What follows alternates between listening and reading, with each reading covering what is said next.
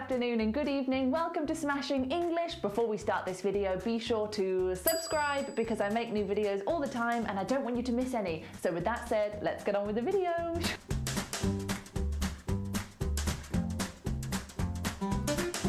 Okay, today's video is about the present perfect tense. I work as an English teacher and the present perfect tense is the one that people seem to struggle with the most. But interestingly, a lot of my students know how to make the present perfect tense, but they use it too often, if that makes sense. So I hear my students using the present perfect tense when they don't need to, when simply just the past tense would be fine. So today I have a little quiz for you to see if you can tell when to use the present perfect tense and when not to use the present perfect tense. Here we go. Here's your first question. How should we respond to this question? Oh, can we talk about Squid Game? A, oh, I didn't see it. Or B, I haven't seen it. What do you think? A or B? The answer is B, I haven't seen it. And the reason why we say I haven't seen it and not I didn't see it is because you still might see it. If you say I didn't see Squid Game, it sounds like you never will. It sounds like your opportunity to see Squid Game has gone. Squid Game is no longer on Netflix. It's been banned from your country. You are never going to be able to watch it. Oh, I didn't see it. It's gone. Because the past simple is for finished actions in the past, okay? So when we're talking about TV shows, movies, if you haven't seen it, we always say, I haven't seen it. Oh, I haven't seen Titanic. I haven't seen Succession. I haven't seen Peaky Blinders. Always. Okay, next question. How should we respond to this? Tell me about your holiday. Is it A, well, we've been to Greece and it was lovely. Or B, well, we went to Greece and it was lovely. What do you think? The answer is B again. I just spat. Because it's a finished holiday in the past. It's done. Past simple. We went to Greece. You're talking about one holiday in the past. We went to Greece. Past simple. Okay, from now on with these questions, you might see an option for the present perfect continuous. So be aware of that. Okay, next question. How should we respond to this? Okay, moving swiftly on to the next question. How do we respond to this? Where's Katie?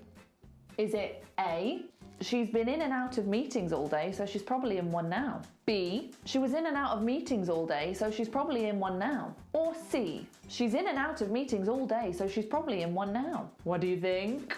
The answer is A! So the present perfect tense. She has been in and out of meetings all day. She's been in and out of meetings all day. The present perfect is for recent events in the past or past events that still continue now or are still relevant now.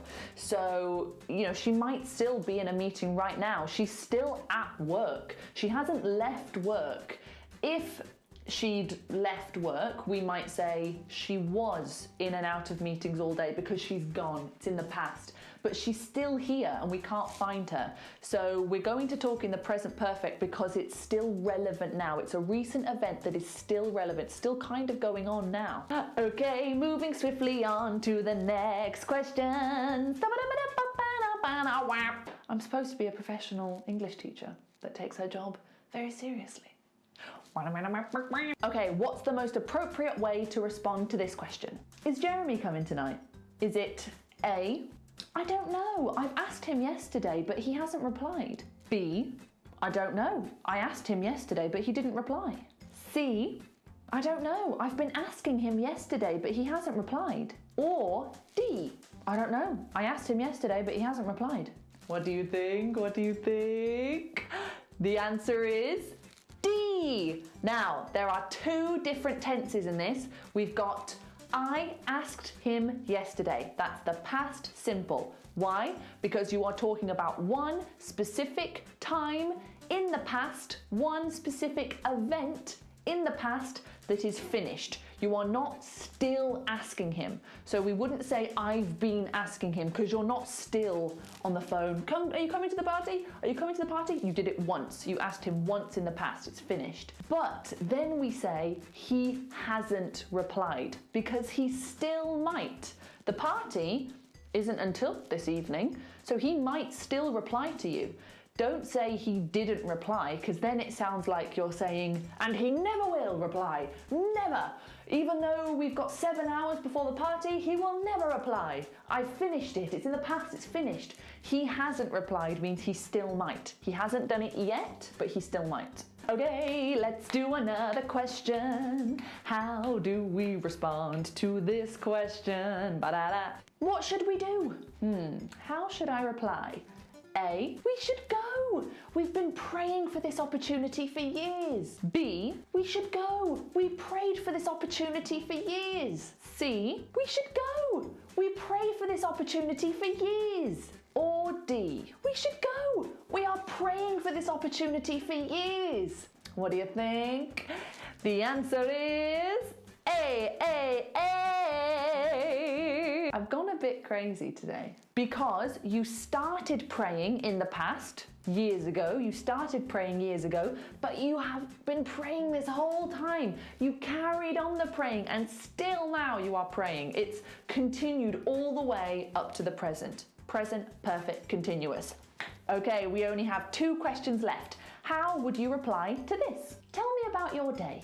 A, I've been walking at 10 and I've been cooking at 3. B, I've walked at 10 and I've cooked at 3. C, I walked at 10 and I cooked at 3. Or D, I walk at 10 and I cook at 3. What do you think?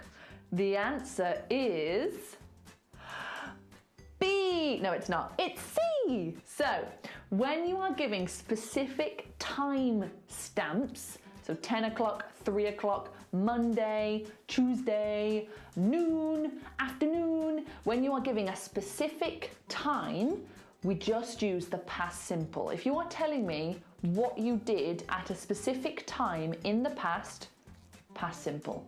I walked at 10. At 10 o'clock, I walked. It's finished. It's not still 10 o'clock now, is it? At 3 o'clock, I cooked. It's not still 3 o'clock, it's in the past. But if you don't give those specific times, like 10 and 3, you can use the present perfect. So if someone says to you, tell me about your day, you could say, well, I've cleaned the house, I've sorted my wardrobe, and I've called my mum. Because those are recent events in the past, so we can use the present perfect, but we're not giving specific times. As soon as you give specific times, we can't use the present perfect anymore, okay? Awesome. Okay, are you ready for the final question? It's the final question. How would you respond to this question? Do you travel much? A, yeah, I went to Australia, America and Japan. B, yeah, I've been to Australia, America and Japan. C, yeah, I've went to Australia, America and Japan. Or D, yeah, I've been going to Australia, America and Japan. What do you think? The answer is B, I've been. So when you're talking about things you've done in your past, but you're not giving a time, we can use the present perfect. So I've been to America. I'm not telling you when. I'm not giving you details, but I've been to America at some point in my life, in my past. I've been to America. We can't say, I've been to America last week. No. And there you go. Please let me know how many you got right down in the comments. If you didn't get very many right, don't worry. The present perfect tense takes a while to adjust to. I think making the present perfect tense isn't that hard. I have made a video about the present perfect tense if you want, it's in the description.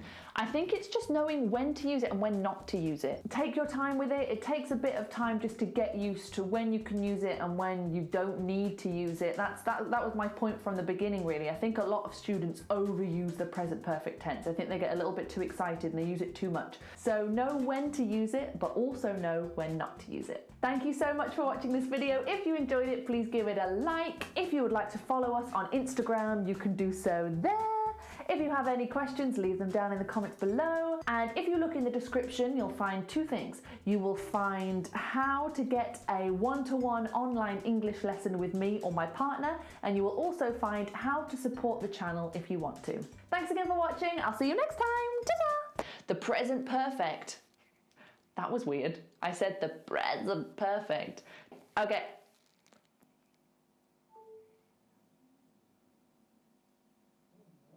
Oh no! Another power cut! A huge thank you to our patrons who are currently receiving exclusive content. They are on my close friends story, so they are seeing exclusive tips that I'm posting on Instagram, and they are also currently receiving PDFs to accompany every single video. If you would like this too, follow the link in the description and it will show you how. Bye!